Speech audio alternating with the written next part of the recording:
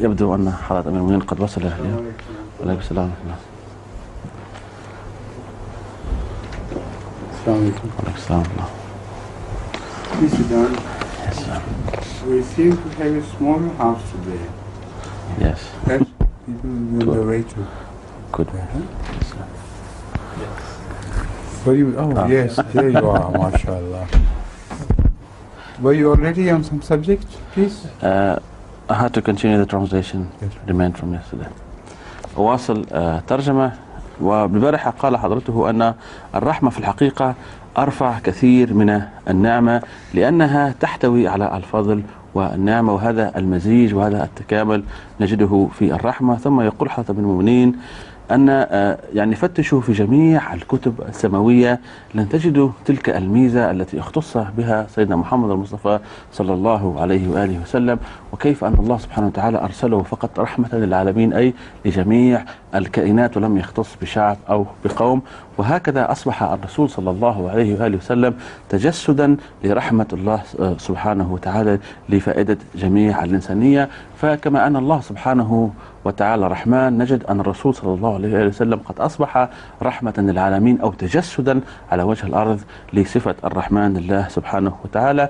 ولكن السؤال الذي يطرح نفسه هنا، كيف أن الرسول صلى الله عليه وسلم قد ولد في آخر سلسلة أنبياء الله سبحانه وتعالى، والسؤال كيف سيكون رحمة للجميع؟ ويقول حاطب بن المؤمنين هذا التساؤل نجد حديث نبوي شريف يعطينا الإجابة الشافية عنه، وهو هذا الحديث مذكور عن الرسول صلى الله عليه وسلم قيل فيه: لولاك لما خلقت الأفلاك، أي لولا الرسول صلى الله عليه وسلم لم يخلق الله سبحانه وتعالى هذه الأفلاك وهذا الكون.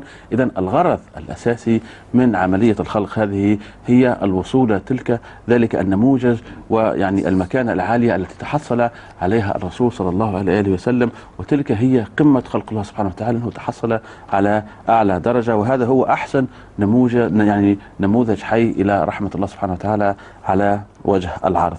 ثم ذكر حضرة أمير المؤمنين مثلا يعني مثال ذلك الفلاح الذي يريد أن يحصل على بعض المنتوجات مثل المنغى، فهذا الشخص في الحقيقة الغرض الأساسي من زرعه لتلك الشجرة وجميع يعني ورعايته هو الحصول على تلك الثمار. فالغرض هنا بنفسه نجده أن الغرض الذي وضعه الله سبحانه وتعالى في عملية خلق الإنسان هو الوصول إلى شخص الرسول صلى الله عليه وآله وسلم.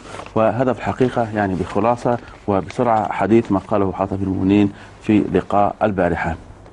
ثم تطرق حضرته ليتحدث عن البركة، وفسر حضرته وقال: البركة في الحقيقة هي تشبه الفضل. ويعني فسر حضرته وضرب مثالا وقال: مثلا يطهي الإنسان يعني أكل، ويعني بدون أن يعلمه بعض الناس يحضر يعني لتلك المأدبة، وبفضل الله يكفي ذلك الطعام الجميع، يعني أفراد العائلة ومن قدم عليهم أيضا من ضيوف بدون أن تكون لهم دراية مسبقة بحضورهم. فالبركة هذه هي أيضا يعني من الله سبحانه وتعالى أنه يبارك في تلك المنتوجات والمنتوج الصغير كي يفي بجميع حاجيات الحاضرين. ويقول حاطب بن المؤمنين أن المسلمين قد عرفوا بكرم الضيافة وتحصلوا على أحسن مقام في هذا المجال.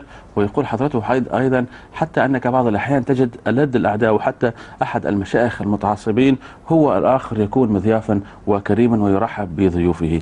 ولكن يقول حضرته أن هنا يجب أن نعلق على نقطة أن البركة هنا تتعلق بطهارة المرء، يعني الشخص الذي يستضيف ويعطي هذه الخيرات للباقين. وذكر حضرة بن المؤمنين حادثتين من تاريخ الإسلام. الحادثة الأولى كانت خلال معركة الخندق، وكيف أن الرسول صلى الله عليه وآله وسلم قد دعي إلى بيت صغير متواضع لتناول بعض الطعام، ودعا هنالك الرسول صلى الله عليه وسلم من كان معه من صحابته الكرام. وبما يعني مبدئيا الطعام كان يبدو أنه لن يكون كافيا للرسول صلى الله عليه وسلم ومن كان معه يعني من العدد قليل، ولكن ما وقع لم يكن في الحسبان، فهذا الطعام يعني قد أكل الجميع يعني الرسول صلى الله عليه وسلم والصحابة، وتبقى ما فيه الكفاية لأهل البيت. هذه هي أحسن صورة للبركة التي ظهرت على الأيادي الطاهرة للرسول صلى الله عليه وآله وسلم. ويقول حضرته هذه حقائق شهدها الصحابة رضوان الله تعالى عليهم. وهكذا أيضا يعني يفسر حاتم بن المنين يقول هؤلاء الصحابة الذين كانوا يضعون الحجارة على بطونهم ويضمونها ويربطونها من قوة يعني الجوع وقلة الأكل، هؤلاء قد رأوا وشاهدوا وعاينوا بأعينهم هذه المعجزات والبركات المحمدية وهذه الأفضال التي أنزلها الله سبحانه وتعالى على رسوله صلى الله عليه وآله وسلم، وكيف يسكت هؤلاء على الجوع ولا يذكروا التفاصيل الصحيحة. ثم ذكر حاتم بن المنين المثال الثاني لحضرة أبو هريرة رضي الله تعالى عنه، وأنتم ربما بعض السادة المشاهدين الأفاضل يعرفون التفاصيل وكيف أن حاتم أبو هريرة كان ينتظر دوره لأنه كان جالسا على شمال الرسول صلى الله عليه وسلم، وإناء الحليب قد يعني أعطاه الرسول صلى الله عليه وسلم حسب سنته الطاهرة الشريفة من اليمين. فحاتم أبو هريرة كان يظن أنه لما سيأتي دوره لن يكون هنالك يعني حليب كافي أو لبن كافي له ليشربه، ولكن في الأخير قد استغرب وشرب كثيرا لدرجة أنه قال أنه يحس أن هذا الحليب سيخرج من أصابعه أو أظفاره، وتبقى أيضا ما فيه الكفاية للرسول صلى الله عليه وآله وسلم. هذه هي خلاصة ما قاله حضرة أمير المؤمنين في لقاء البارحة. Now I only want to add to this that the barakah, as I have mentioned with reference to Muslim early Islamic history, can also be understood to be a psychological state of mind by some people. We are not concerned with that. We are concerned only with the fact that these things did happen. Any man can explain it to satisfy his own self of the scientific behavior of things.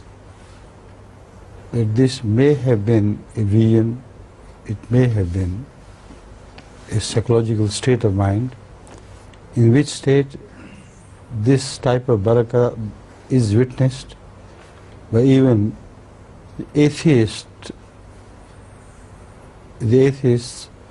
who experiment with themselves in parapsychology. Parapsychology also has a branch which is very similar to this type of barakah, in which if a man is deeply convinced that he is being fed by something, or he is drinking some delicious drink, if he is deeply convinced, then he may also begin to taste the thing which is eating or drinking.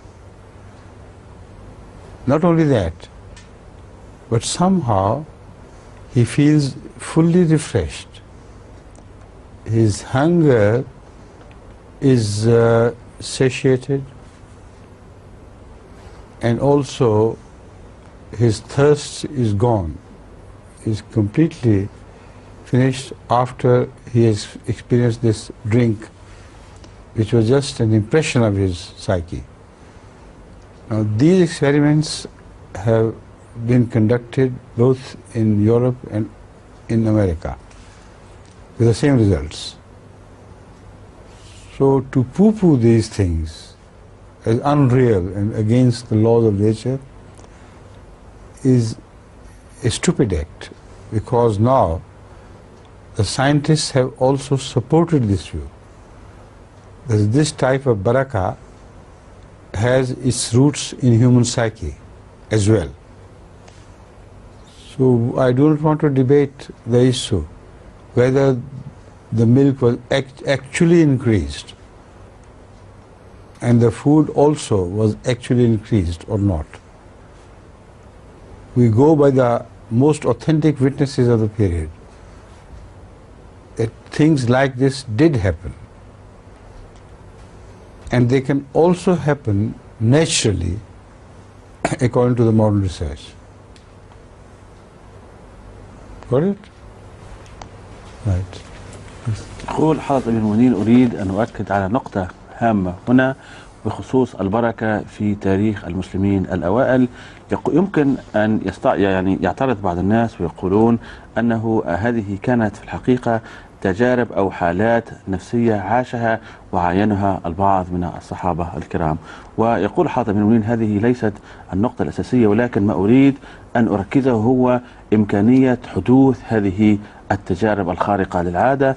ربما تكون كشفا أو تكون تجارب نفسانية أو روحانية أخرى، ولكن ما أريد أن أثبته هنا هو إمكانية وقوع هذه الأحداث حتى من الناحية العلمية. يقول حضرته حتى أن الملحدين أولئك الذين لا يعتقدون بوجود الله سبحانه وتعالى قد جربوا عن طريق مجالات خاصة في علم النفس بما تسمى بالباراسايكولوجي. يقول حضرته هؤلاء قد يعني وصلوا أن المرء لما يركز كلية ويأمر يعني شعوره يعني أمر تام وقوي بأن يتصور بأنه أمام مأدبة يعني طعام أو شراب معين، ولما يركز ذلك المرء يحضر في ذهنه طعم ذلك الأكل وذلك الشراب أيضا، وبعد مدة معينة لا يحس فقط بذوق ذلك المأكول أو المشروب، ولكن جوعه أو عطشه يضمحل تماما. وفي الحقيقة هذا الشخص لم يأكل أي شيء مادي، ولكن بتركيزه التام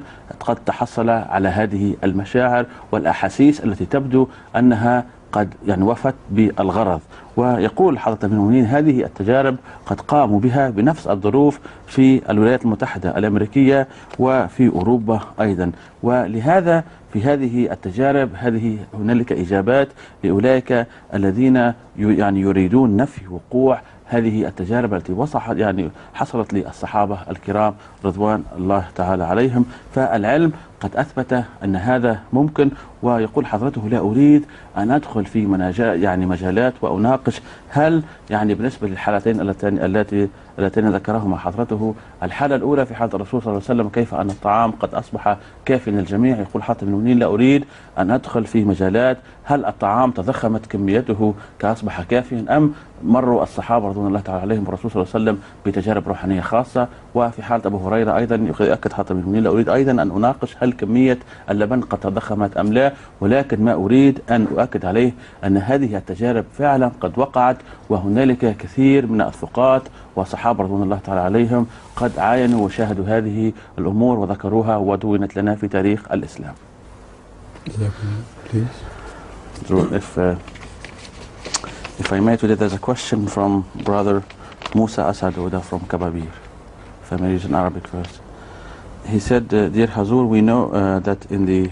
It's in Arabic? Yes. Okay. Shall I read the Arabic first? First read the Arabic. Okay. السؤال يقول لحضرة الخليفة أيده الله تعالى بس العزيز، يقول الأخ الكريم في النظام الإسلامي للخليفة السلطة العليا، والإسلام لا يفصل الدين عن الدولة، وبهذا يكون رئيس الدولة الأحمدي تحت سلطة الخليفة أيده الله تعالى، فهل ستكون لسيدنا الخليفة الحالي مواقف سياسية؟ Hazur, his question is as follows. He said that we know that the Khalifa in Jamaat Ahmadiyyat got the highest authority, and Islam also does not segregate the he said ad-din wa dawla, I mean the leadership from religion. Maybe he means by leadership politics here. And then he said if in certain times there will be an Ahmadi president of a state, obviously he has to obey Hazur's authority. And then he's inquiring, will Hazur think that one day he will have some political approach to certain issues? I fully agree with the first proposition that in Islam, as far as the religious authority is concerned, Khalifatul Masih holds the highest religious authority. But I do not agree with the proposition that in Islam, politics and religion are inseparable, and they're one and the same thing. Again, I disagree with the proposition that Islam in the early days was a symbol also of political might. And both the religion supremacy, the religious knowledge, or the final authority in religion and the final authority in politics were combined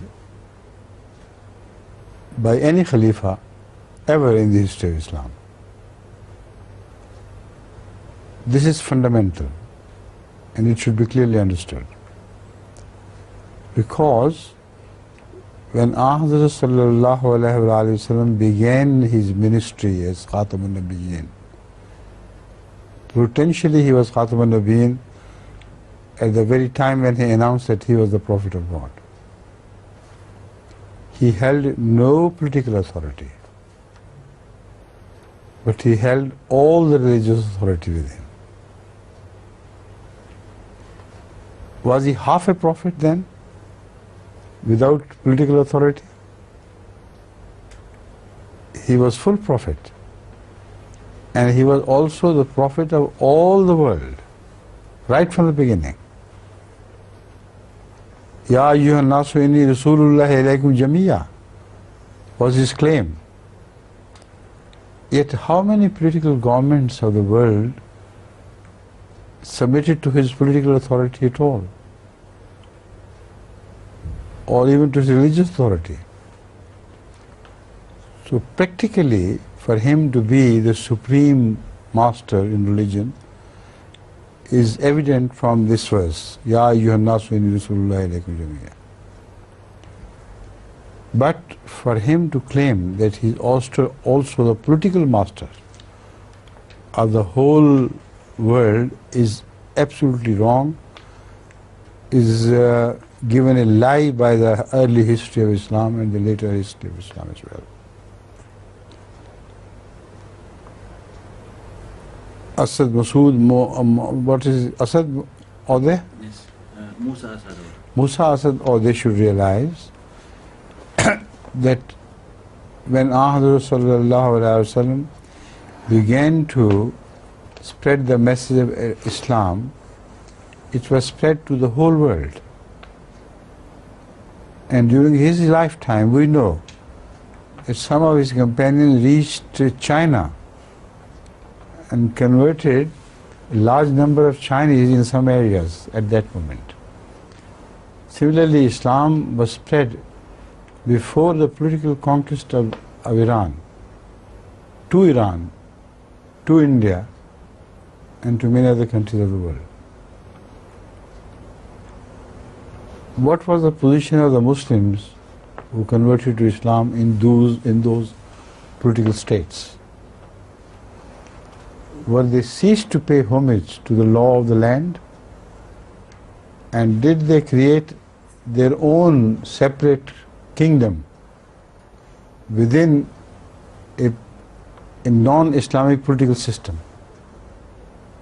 Did they ever do so? Never. They paid homage, full homage, to the law of the land, to which they belonged. And they never created a small section of Islamic government within that state.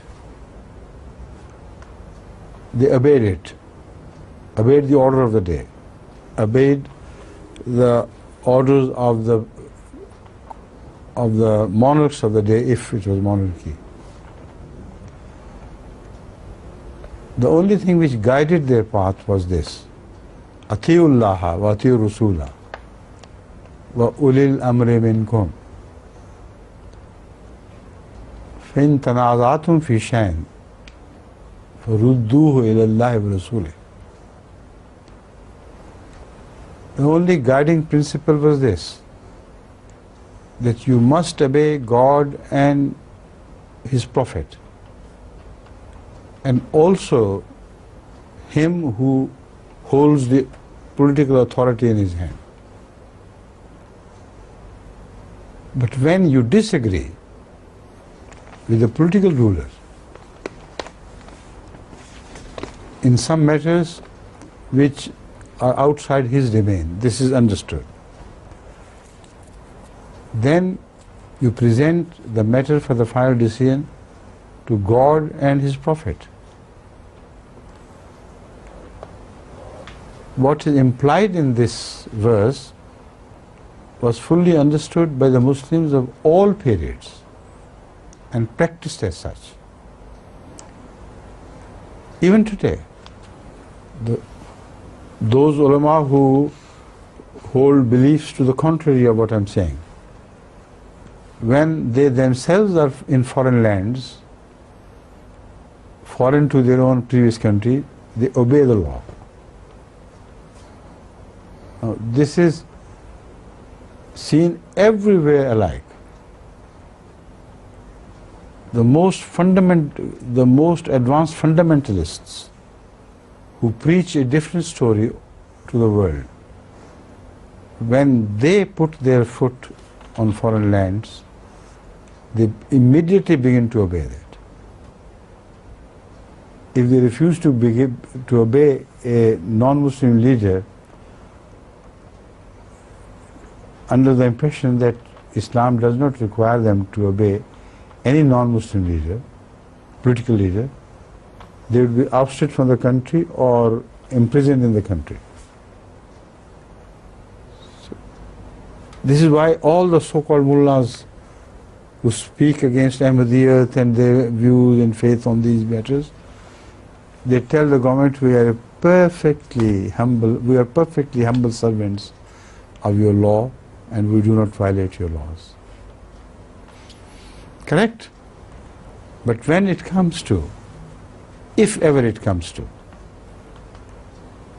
the interference by a political government in the fundamental Muslim beliefs and practices, then the Muslims everywhere in the world would much rather go to prison or externed from the country but will not prefer to obey the law of the land against Islam. Now the local laws everywhere are not Islamic, they are secular. Still they are practiced by the Muslims living in these countries. They know full well that they are not Islamic laws. They practice them because they think that by practicing them, they do not contradict with the expected behaviors of a Muslim in fundamentals. For instance, they cannot marry twice here in England, so they will respect the law. If not, they should be ready to go to jail. Instead of having two wives, they will have none. You see, they do it quietly. Because the law does not bother what they do, how many concubines they keep, how many remarried wives they have. The law does not bother. So they also do not bother with the law openly. But if the law had told them not to say the 5-time prayers, not to observe the fast, will they also behave in the like manner? No, certainly not. Hope not. I do hope they will not behave in that manner. Then they will say, all right, throw us into the jails or turn us out of the country. But the fundamentals of Islam will not be sacrificed on the altar of your laws.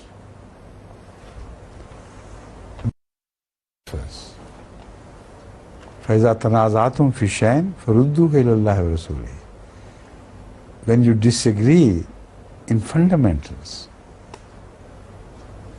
then instead of obeying the worldly rulers, you're obliged to return these matters for final decision to God and to the Quran and to the Holy Prophet. Correct? But how can they contact God, communicate with God themselves immediately in such matters? They do not even believe in revelation. And how can they speak to the Holy Prophet of Islam with a responsive answer from him nowadays. Both these things seem impossible, except at the time when these verses were revealed. But these verses are eternal. They did not cease to function after the demise of Ahmad Rasulullah. And during his time as well,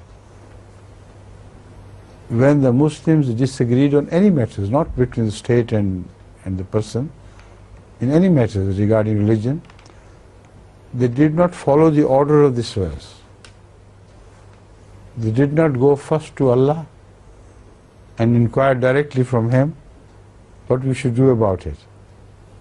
And then afterwards, they did not seek the help of Hazrat Rasulullah sallallahu alaihi wasallam to resolve these matters. So what does it mean to go to Allah and to the Prophet? The only sensible meaning of this is that the Quran represents Allah and the traditions of the Holy Prophet represent the Rasul. As such, these verses are eternalized. No confusion whatsoever. This exactly was the practice of the companions of the Holy Prophet. If a verse had been revealed in the Quran, they acted upon it and they did not bother Ahmad sallallahu alaihi wasallam if the verse was evident and clear. This was going to Allah. And if they failed to agree in the meaning of any verse, then they always referred the matter to Muhammad Rasulullah. And he made the final decision. The matter ended there and then. After the demise, the same practice should have continued. And it continues as far as we, the MTA Muslim Jamaat, are concerned. Whenever there is a disagreement between any state where Ahmadis live and them in matters of fundamentals of Islam, they always refer the matter to the Quran and also to the Sunnah of Hazrat Muhammad Rasulullah sallallahu alaihi wasallam. That is exactly the row which you observe nowadays between the Ahmadis and the government authorities in Pakistan. We are perfectly loyal subject. That is, by we I mean the Pakistani Ahmadis. They are perfectly loyal subjects of Pakistan, much more so than any other so-called Pakistani mullahs or public are concerned. They are most certainly loyal to the law of the land, to the defense of the country, and to all the noble traditions of the people of Pakistan or government of Pakistan. But when it comes to religion, if Pakistan dares to interfere with the religious obligations of the Ahmadis in their country, they defy. They are ready to accept any punishment, but they will not follow those practices which are imposed upon them and which are non-Muslim. When it comes to the order that you should not say prayers like Muslims do, there is not a single Ahmadi in Pakistan who would abide by this order. Hundreds have been imprisoned just for the act of praying to Allah like the Muslims do. But they do not care. There is not one exception to the rule. When it comes not to believe in the totality of the Quran and not to read the Quran, they absolutely defy this order. every Ahmadi house has Quran, and every Ahmadi, genuine Ahmadi, recites the Holy Quran daily. Particularly after my emphasis on this, I have reports that at least 100,000 Ahmadis, that is the minimum number, say the 5 times prayers and recite the Quran daily, as the Quran requires them to recite it daily. Occasionally they are caught in the act of this crime. And they are punished for this crime. And very often the law, the prosecution charges them with 298.5 to 298C, 295C, which means that by acting according to the injunctions of the Quran and the Holy Prophet, you have committed a crime which makes you liable to be condemned to death. This is the madness which has gone into the head of the rulers of Pakistan. And yet they say, go ahead, do whatever you like. From this practice we will not deviate. أطيعوا الله وأطيعوا الرسول وأولي الأمر منكم فإذا تنازعتم في شيء فردوه إلى الله ورسوله. We practice Islam. فإن تنازعتم فردوه إلى الله ورسوله. यही पढ़ो. فإن تنازعتم فردوه إلى الله ورسوله. This is the practice everywhere. So Mr. Asad Ode should understand that this is what we believe to be the true Islam, the nature of true Islam. Islam and politics are not wedded together. Politics is a separate compartment altogether. In every non-Muslim state, the Muslims can practice the teachings of the Quran and the teachings of the Sunnah. And as long as those states where Muslims live do not interfere with Islam, that is to say, interfere with the fundamentals of Islam, they are left alone altogether, and no quarrel is picked between the Muslims of the land and such governments. See? Now, having understood this, how can he conceive a situation where the Khalifa of the Jamaat rules all the states of the world? He cannot. If he rules only a so-called Muslim state, what right does he possess to interfere with the politics of other countries? Such countries who happen to have a majority of Ahmadis still are an independent political entity. And as such, a caliph has no right to interfere with their politics. He can only deliver the same message to the Ahmadis there. أطيعوا الله وأطيعوا الرسول وأولي الأمر منكم فإذا تنازعتم في شيء فردوه إلى الله ورسوله. Obey the authority of the land, whether that authority is exercised by Ahmadi heads of states or non-Ahmadi heads of states. It's immaterial. It does not make any difference. So the order to a so-called Ahmadi country will remain the same order which is given by the Holy Quran. But right, a caliph has to make a new order, to deliver a completely new order. So he has to exercise his authority exactly in accordance with the Quran. And that authority will not change by the changing situation in different countries. That authority is as unchangeable as the Quran is. You understand? So if any country happens to become an Ahmadi, a Muslim country, the Quranic injunction will not change. Directly, the representative of Islam, that is Khalifa in this case, will have no authority to interfere with their politics.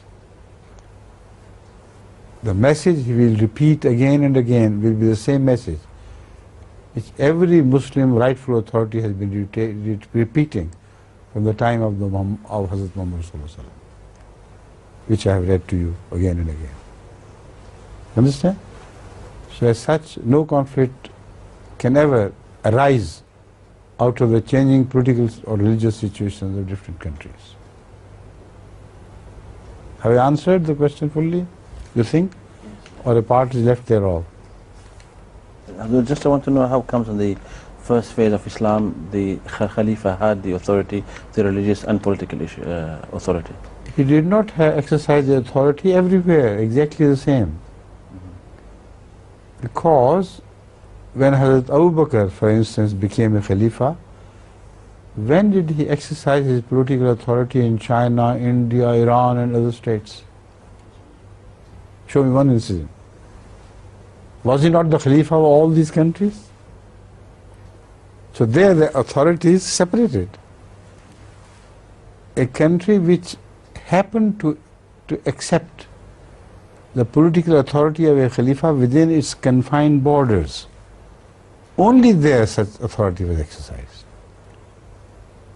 If a country, for instance, decides that the Khalifa of the Jamaat Ahmadiyya, and the decision will be that of the country itself, should be requested to hold the political authority of the country as well in his own hands, then this matter can be decided by that Khalifa according to the wisdom of that period, according to the dictates of wisdom. If I were to offer this authority, I would refuse to accept it. See? But to offer this possibility of ruling a country politically as well is the prerogative of the people of the country, not that of the Khalifa himself. Got it? Now with that, I think you will take about 20 minutes or thereabout. Yes. Or less or more. Maybe less. If some time left, then we'll send. Okay. message. So I go and do my work. Okay? Jazakallah. Alaykum assalam.